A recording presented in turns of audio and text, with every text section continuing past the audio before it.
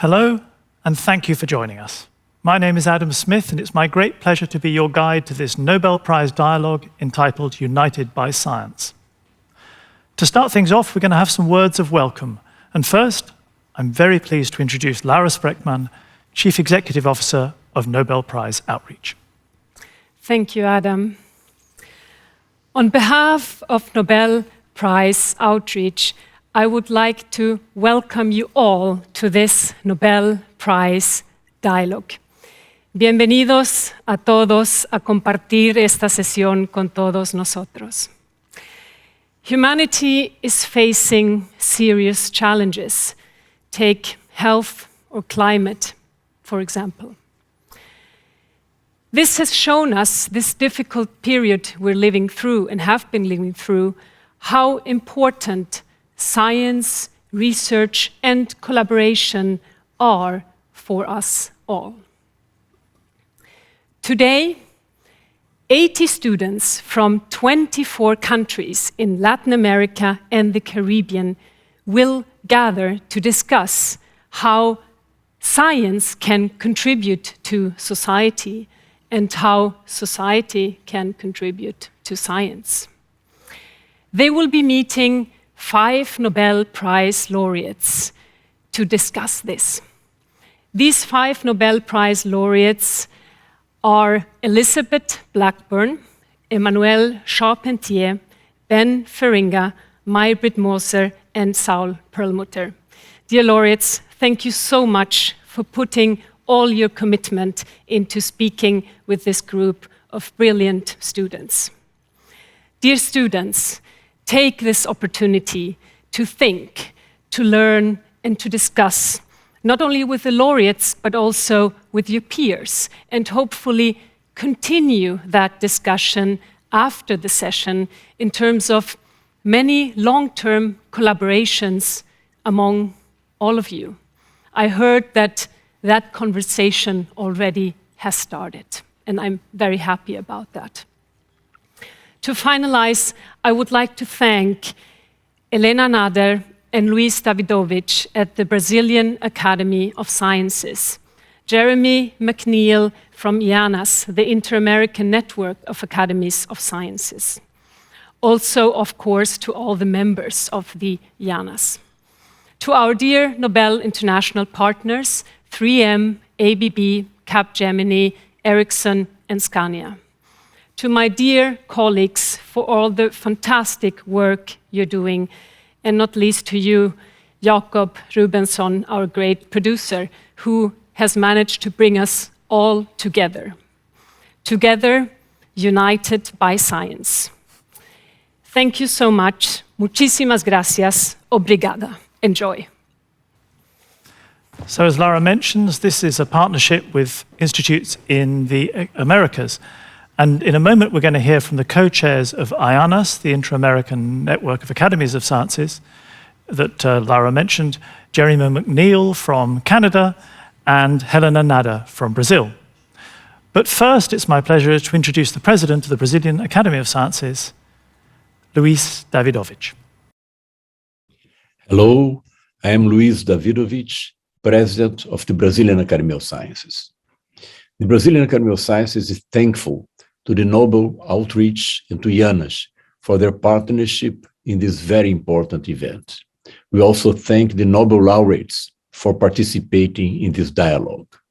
Latin America and Caribbean face common challenges, and we must unite by science in order to seize the opportunities and tackle the problems that affect this region of the world. The rich biodiversity, the extensive hydric resources, the rich cultural and ethnic diversity coexist with strong inequality, deficient education, and the destruction of biomes.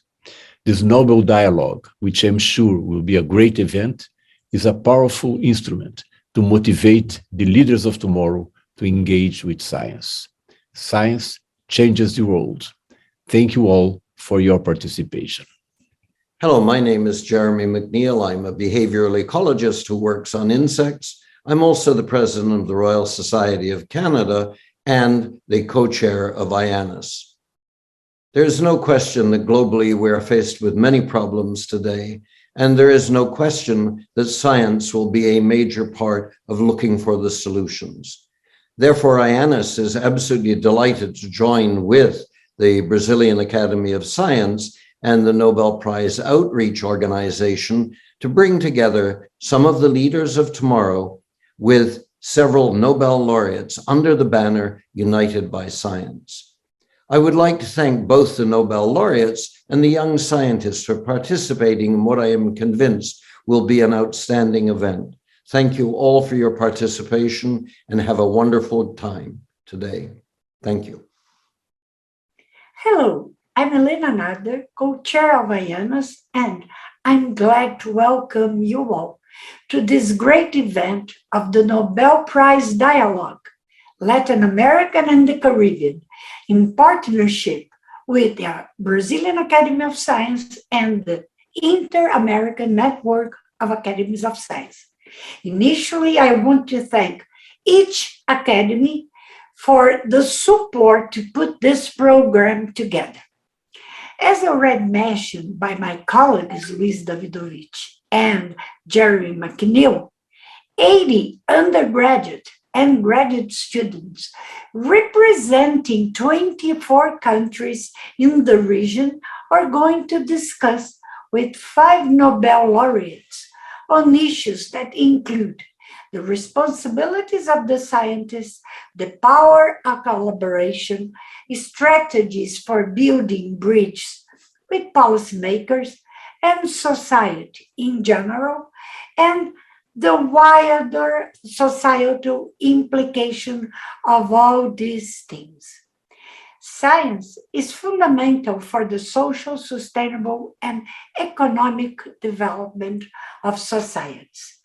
The debate may bring common strategies to combat the great challenge in which Latin America and the Caribbean are immersed, from climate change to political instability, passing through many inequalities and the effects of this long COVID-19 pandemics.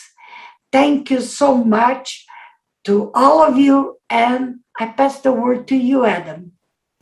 Thank you, Helena. And now let's get on with the first discussion.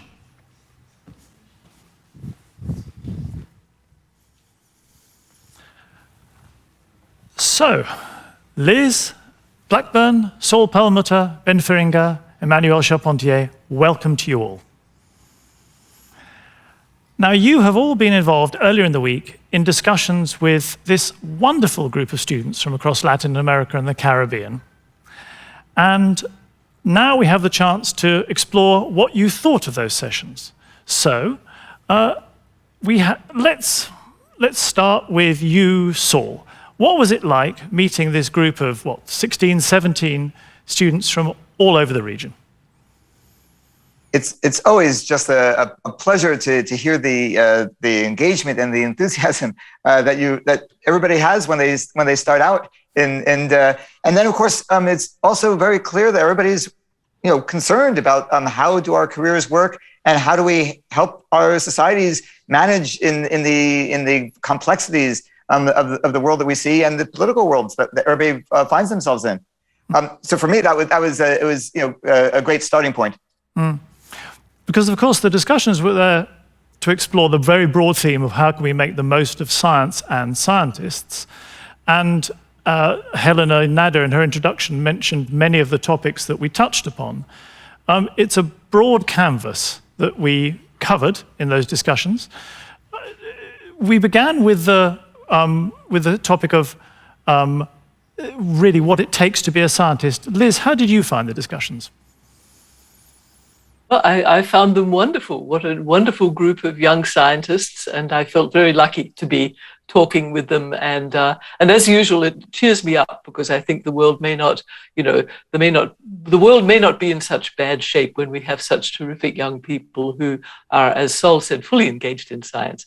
And so I thought it was very interesting because when we talked about responsibilities, some of the discussion really went into situations where if you can't really be in control of various things and you're trying to do your science and there are pressures on you to get different kinds of results.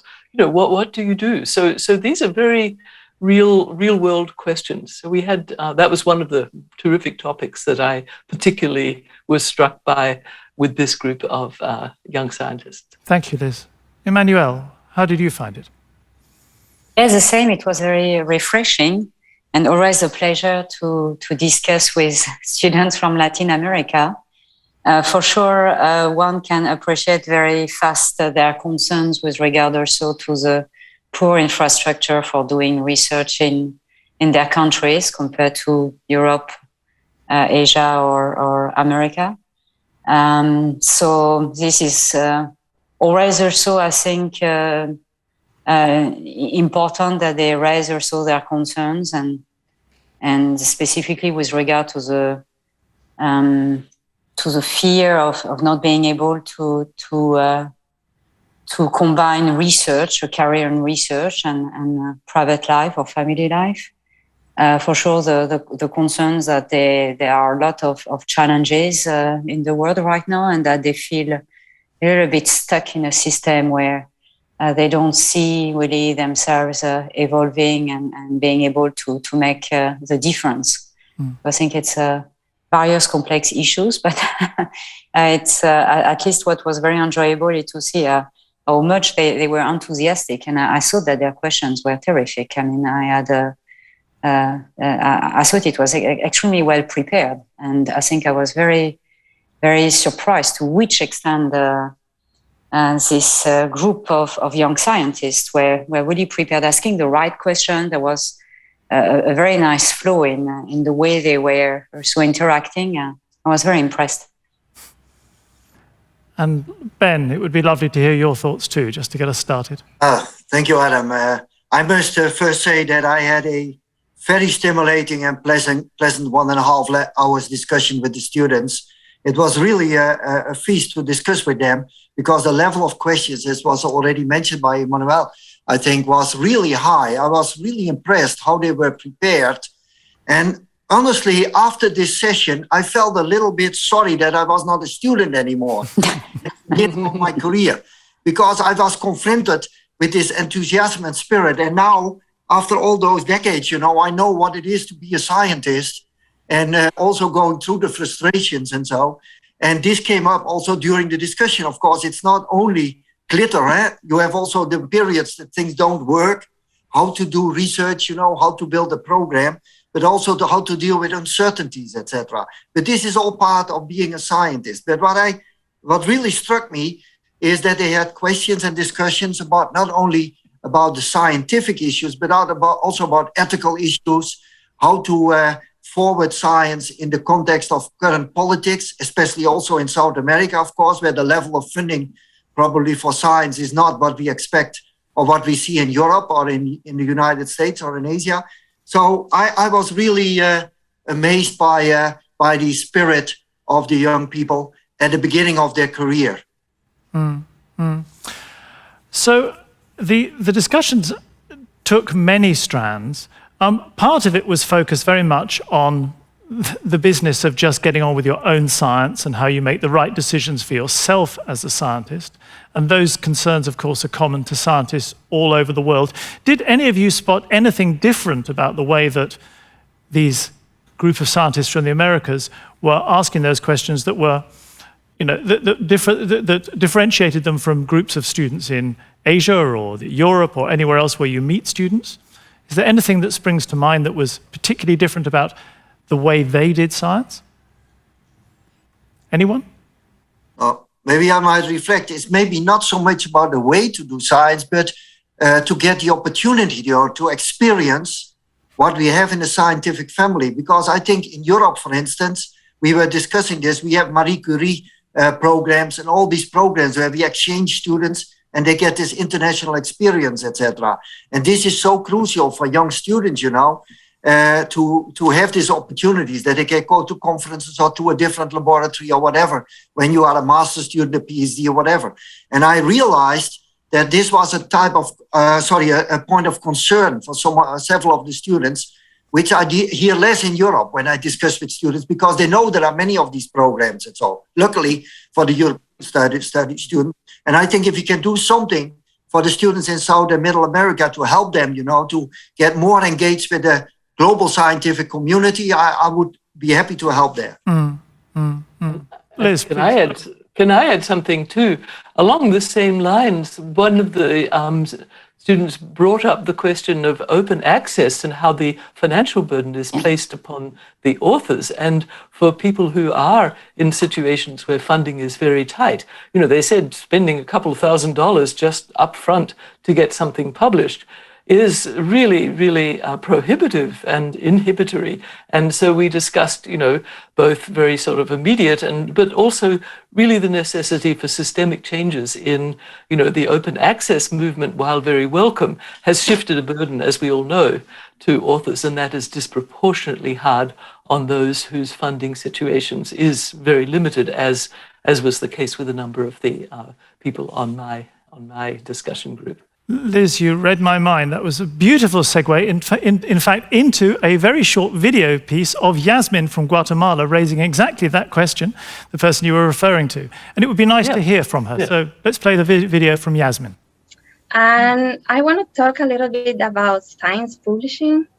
I think that's a very important topic. And now many journals are moving towards the goal open access, which is very expensive. And we are talking about united science, but it seems that developing countries are being left out of the system. So yes, we will have more access to scientific literature, but our opportunities to publish will be reduced and severely impacted. So what do you think we can do to change this, or to just reduce bias in scientific publications? Or do we have to always rely on science being done elsewhere? It's a very stark and worrying comment, that closing statement. So Liz, you were in conversation with Yasmin. How did the conversation develop? Well, I had some thoughts, but I actually would be interested, since you said we have to have dialogue here, I'd be interested in hearing what the other laureates say when confronted with this question, because I'm not sure all my answers were as complete as they could be. So can I throw the question, Adam? I'd love you to throw the question to somebody else as well. And I think I'm going to be recorded on this previous one anyway, so you can access what I said. Saul, your broad smile means you're first.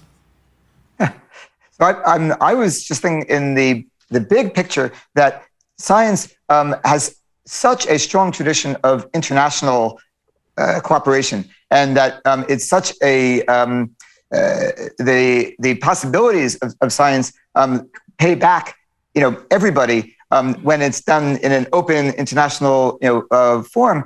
And I think that we've not been able to tell that story as well as we could to all the funding sources which tend to be in the wealthy countries.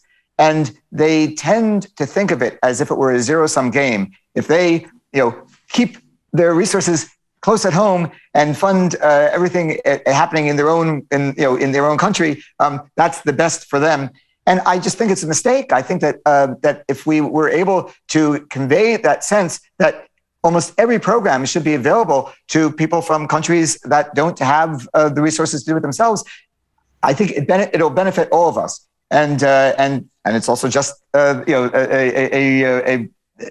of the cultural aspects of that science can provide the whole world at the same time. So for me, I think if we somehow are able to tell that story better in every one of the wealthy countries, so that there's a better understanding that this is not a zero-sum game. This is something where the more we develop everywhere in the world, the better off we all will be. I think maybe there'd be some possibility of shared resources for countries that cannot afford these the publications, but more than that, even the examples of the fellowships that were mentioned in Europe. I think all these resources should, if we can, be made more internationally available. Ben and Emmanuel, I'd love to hear your thoughts on this question of does science simply have to be done elsewhere? Ben, first. Yeah, no, we discussed a bit during the meeting about this being part of this worldwide scientific family, you know, and this is a privilege that you can discuss, you can meet, you have share information with people all over the world. And I think what was mentioned just before by Saul, I think this is really important that we have an open discussion, you know, and we give opportunities for sharing our science and our data and information, the publications. And of course, when there is communities that have less access, we should do something about it. For instance, the publishers or especially the learned societies, which own a lot of the publications or so, they can, and I know this happens, for instance, the Royal Society of Chemistry, where I'm a member of, I mean, I know they have programs in Africa, for instance, for sharing information to countries that cannot afford certain journals, etc. We could also team up to build communities in a different way. You know, cities around Europe and communities have partner cities all over, also in Eastern Europe, etc. And we could do something like that, you know, that our universities have partner universities, like we have already established. Several of our universities have established that, and we could do maybe even more there if the financial is the real problem, you know, if the financials are the real problem. So I think there are opportunities, but definitely a positive, very positive attitude. Make it accessible to the young people that start their career. There should not be obstructions for learning or getting access to the most recent information, the frontiers of science. Thank you very much indeed. Emmanuel, please. No, I totally agree. I think the science belongs to everyone and should be made freely available all over the world. Specifically because the scientists all over the world are contributing to reviewing the articles which are published in the journals that are not often accessible to countries of reviewers who have reviewed the paper. So it's even silly. So I think, it's no doubt that there should be, I think, a strong, obviously, movement from the scientists to also, let's say, maybe have more control on the way the journals are evolving in our days, with editors who are not specifically scientists, active scientists. And sometimes I feel that certain journals became a little bit too much marketing.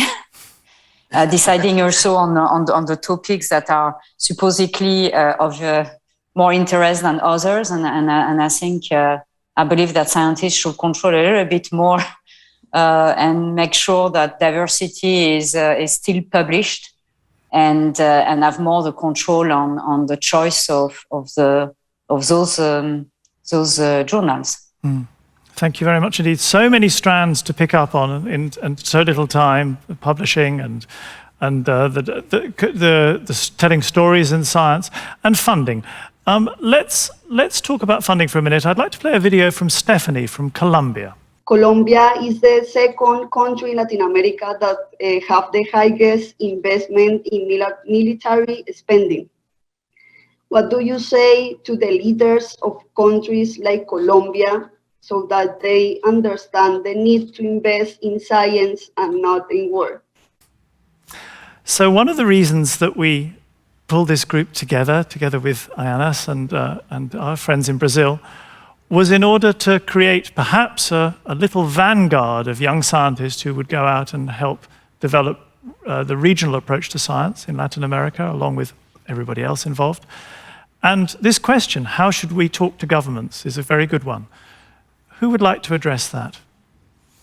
Well, I'm happy to lead with one thought, which is that in the US, when funding for the National Institutes of Health is discussed in Congress, one of the points that is brought up is how beneficial it is for the region or the city or the state getting federal NIH funding. It is for both jobs creation and multiplying the wealth of that region or city. And so numbers are cited which are very compelling, where something like for every job that the federal NIH funding funds, you get 3 or 4 jobs out, or some number like that. And there's very accurate things. So I think that gets at something which, we as scientists, we want to say it's so valuable to have science for health, for the benefit of the planet, for, just for our cultural understanding of the world. But that argument won't necessarily resonate with many government people, but it will resonate if you make clear the very obvious and demonstrable economic and job-creating benefits that at least the health and biological and life sciences funding creates. So that's one approach. Thank you very much, Liz. Anybody else on that question? I fully agree what was said. What you see is, because this discussion often happens also in countries like Holland, where you maybe would not expect that you constantly have to defend, why science is so important.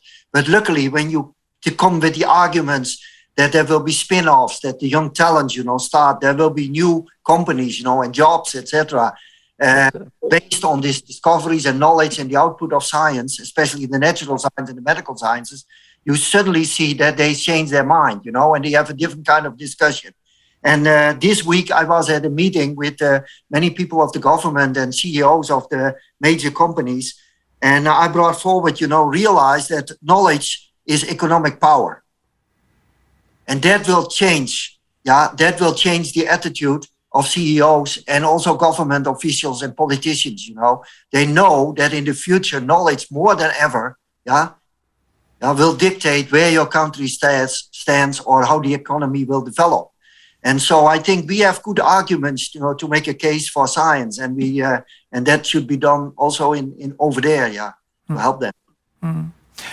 This question of funding levels of science came up across the region, and indeed in some of the feedback received from the students, one of the things they said was that, I thought things were difficult just where I am, but actually now talking to all these other students from around the region, I see that, many people are in the same situation. Did you detect a sense of hope among the young people you were speaking to, that things can change and that, the situation of science and their situation as scientists is going to improve? I would say my group, I felt was probably, right there on the edge. They were listening for indications of, what were how welcoming was the world going to be to them. And so in some sense, I think they're open to hope, but at least the group that I was meeting with, and I think they're very excited about being able to join in. But I think they are looking for signs of encouragement that that the world is going to be meeting them halfway and trying to help. Indeed, I got a real sense of their commitment. That was the thing. I got the sense they were going to be in science, right? And so perhaps that's not the same as hope, but actually, it's as good as hope, which is to actually be in it. They were in it, and it didn't look like they were about to leave and be discouraged. Yeah. They were certainly very realistic in asking questions. Yeah, it was a fantastic advertisement, wasn't it, for the region? Absolutely. Okay, another thing that came up was not just to talk about how to talk to governments, but how to talk to everybody. And I'd like to play a nice clip from Isaac from Costa Rica. I don't have a question, but I wanted to comment on this one topic that I really think is one of our major challenges if we really want to be, as the name of this event says, united by science. And that's basically science being for the people. The dissemination of scientific knowledge is a commitment that we all as scientists must assume. Many times the notion of us working for society is neglected, and we let ourselves believe that that science exists. It's like within its own bubble, far away from the outside world. And this is evidently not the case. We ought to universalize access to science and the benefits that may come with it. Okay. So, how do you speak to everybody about the benefits of science? Emmanuel, how do you tell the stories of science? How do I tell the story of science? As it was already mentioned, I mean, science is about knowledge, but it's also about education, actually. And this goes along with what the Colombian young fellow was mentioning. about how to convince a government to invest in research. I mean, actually, I don't know whether my colleagues will agree, but in addition to doing science, we spend a lot of time educating young scientists, some of which will not actually continue in science, but can carry on with them the certain scientific methodologies that they have learned, and they can apply to other fields and other topics. And that's why for me that it's really important. Science, it's about knowledge and education. Not everyone will maybe be a scientist, but the education we provide to the scientists is very critical. And I think it's about also providing an education that allows more and more people to appreciate the value of the science, of the research, of the discoveries, of really, how should I say, invest in science and research. Yes. Thank you very much indeed. Saul, I heard many of the young people we were talking to express their desire to be advocates for science in the wider public, amongst the wider public. What do you think the best strategy for doing that is? Well, I would like to echo something that Emmanuel was mentioning, which is the sense that this is not what science is doing is not just a body of knowledge that people can transfer to each other in science education, but it's an approach to understanding the world and an approach to understanding problems, and in some sense, a very self-questioning, humble approach that allows us to ask, are we making mistakes? And looking for how we can understand a world that's full of uncertainty and be able to use the probabilistic information that we have. So I think that to the extent that scientists can ask others to join in the game and be part of that in their day-to-day lives, I think that already is a big start.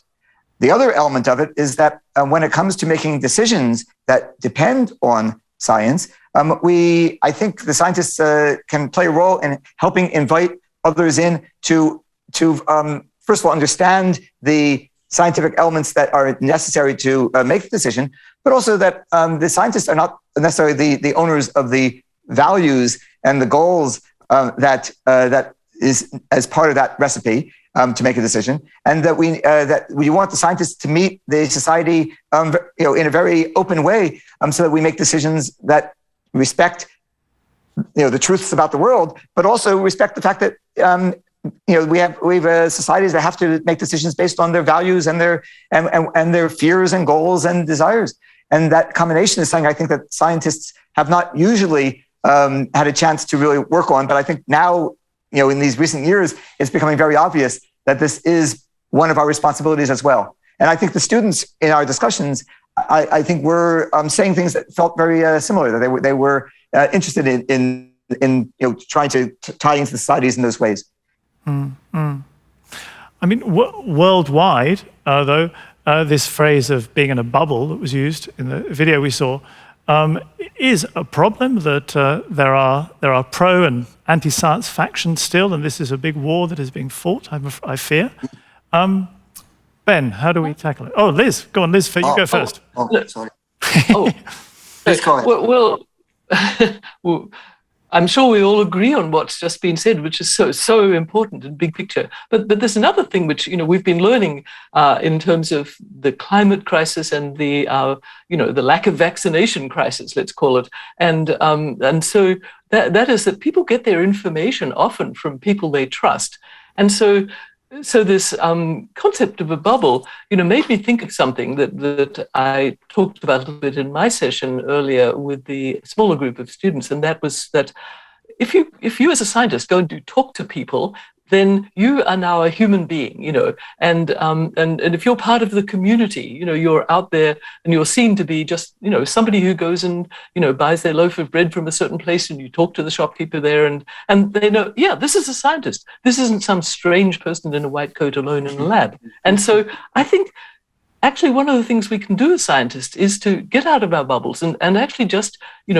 show ourselves as human beings. And when I had young high school students, do summer projects in the lab, one of the reasons was that I thought it was really important for them not to see me, the old scientist, but to see the young people in the lab who, hey, they were totally relatable people. These were scientists. So I think we can show our humanity to people in every way possible, as well as giving them all the information and clearly communicating. That's another part, because what has been learned is that people are, people listen to those around them who they kind of interact with as people. So we should take heed of that information that's coming from behavioral science and make use of it. If I may paraphrase you, maybe we should retitle our Nobel Prize Dialogue, United by Science, United by Humanity. Be nice, yeah, be nice. It would be very nice. Thank you. Thank you for the thought. Ben. Yeah, I fully agree with what was mentioned. I want to add, we had also a big discussion about this part of about this, how to go to society, etc. And what we also do is we go with students, just was mentioned before, with students to schools, to public events, etc. And having together with young people, young students, people like we had in the audience here, go to schools and show them, what scientists do. And also what is really important, an important duty here, that what we maybe don't do enough, but more than ever this becomes important, this outreach, go with good examples, where science made the difference. Because the public will understand that. How did we get smartphones? How will we get electric cars? How do we change things in society based on scientific knowledge? Yeah, and explain then how science works, and that sometimes it takes 30 years before we have something. These vaccines did not come in 1 year. Explain a little bit to the general public, why it took 30 years that we can now develop vaccines in a year, and also that we have uncertainties. Yeah, don't expect that there will not be a new Einstein in 200 years that says, "Oh, but you were a little bit wrong with your theories." I mean, this kind of debate with society is really important, and then. Of course, also a critical attitude, because we got completely flooded, and all these young people experience the same, flooded with information. But what is information that is useful, And I think the general public is also struggling. And then there is influencers and they get easily, then put on the wrong track because they cannot distinguish between, this is already, it's difficult for me. It must be the same for you. What is really valuable information in this tsunami of information we get these days? So there are fantastic challenges, but we can do something about it. And I'm convinced it's our duty as scientists to do that. I think we have to increase trust in science, right? What sources of all those sources we're talking about, which are the ones to trust? And that means people need to trust scientists. And so I think, we need to look to our profession and say, what are the things that make people not trust scientists? And, we need to be aware as scientists too, that the public will sometimes distrust scientists for some reason, or other, and nothing to do with their science necessarily. So I think there's work to be done within our science community as well. Well, one thing that often comes up is the idea that scientists might be the other, the people in the white coat, not like you. And the question of diversity came up a lot in discussions. I'd like to play a video from Beatrice from Brazil. It got me thinking about diversity. And I think we cannot talk about diversity without talking about the challenges that we letting people face when trying to be scientists. So knowing the importance of diversity in science, I would like to point to the implicit bias that we letting and also Black scientists like myself fight against. So that's a question specifically about the difficulties of being what is currently a minority in science and how to make your way in science. One could broaden it also to the question of how to talk to diverse audiences. But who would like to tackle this question of diversity? Emmanuel, would you like to go first? Yes, I believe that there have been some tremendous efforts to increase the internationality of labs. This is one thing. But for sure, the issue of the diversity in science is, I believe it's less about the internationality in labs in Europe and in the US, which is, I think, happening or that has been increased over the years, is more the diversity in terms of giving an equal opportunity for those scientists who are in countries that don't have the opportunity to really develop the research the way they would like to do it, to offer them the possibility to do so. So I think it's more a global effort to let's say, continue to support and increase the diversity of scientists in Europe, in the US, and in Asia, and in countries where the research is well-funded or potentially well-funded, but certainly increase the diversity in science globally by increasing the funds and the programs in those countries that do not have access to an infrastructure and to a level of research like in other countries. And I think I understand the diversity in this matter. Thank you. Ben, would you like to comment? We also discussed about this issue, and I mean, in general, when you look in laboratories like in our country, or in America, so you see this already a great diversity. I mean, in my own lab, we have people from 14 different countries, from all over the world, and 40% is girls, which is quite high for the chemistry department, I think. But in general, I think we see an upward trend, but that doesn't mean that it's the same everywhere in the world. But this is what I wanted to emphasize already in the beginning, that we have this global community. We don't have borders or fences, or we go beyond the frontiers, and we want to have family all over the world. And this is the beauty of science. Young and old, can be engaged in this science family and science community.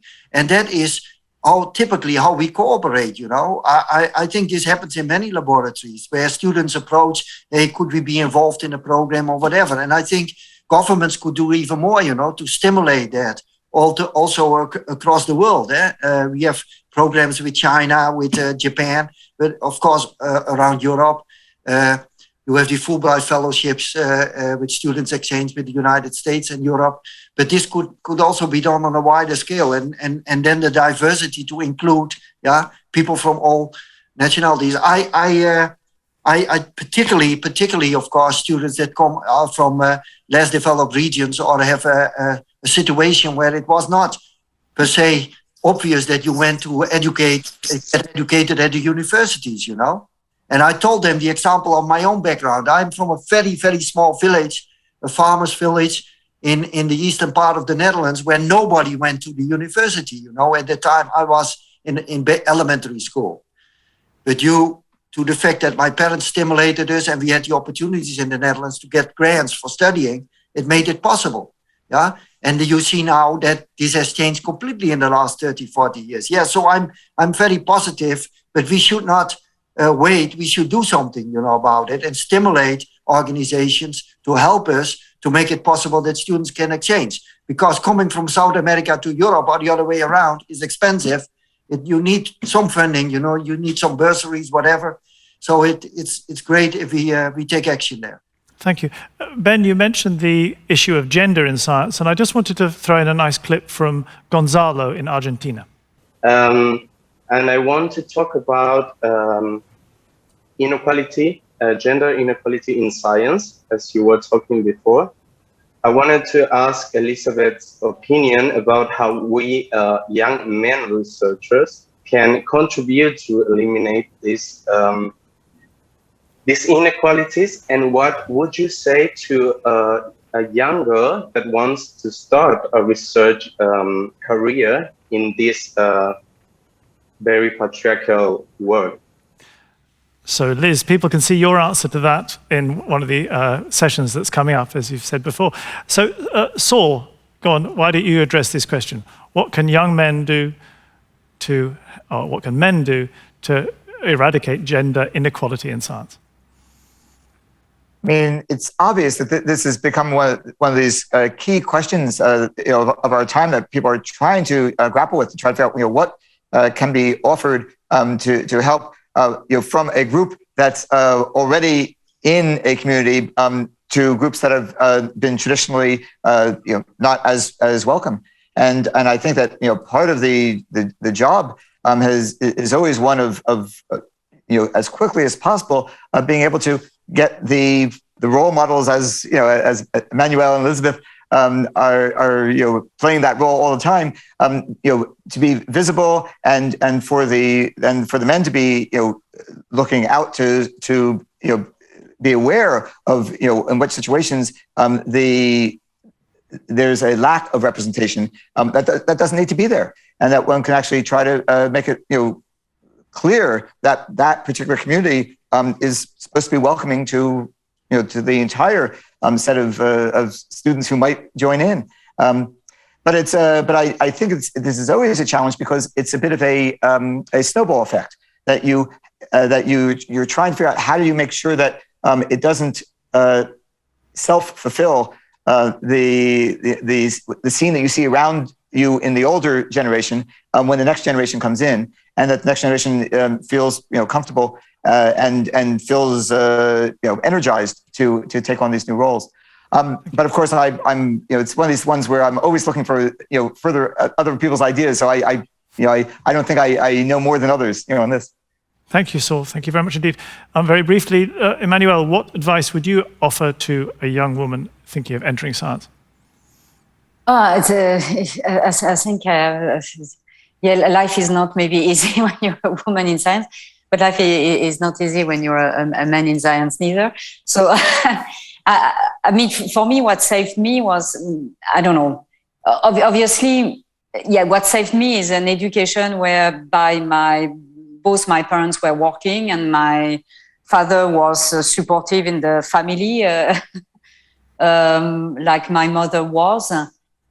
So I started with no really opinion about specifically men and women. For me, it was normal to see men and women working and equally participating in the family life. So it was maybe exceptional from my father's side for his time, because he was born in 1929, and I think it was relatively rare to see men involved as such in the family and supporting also his wife who was working.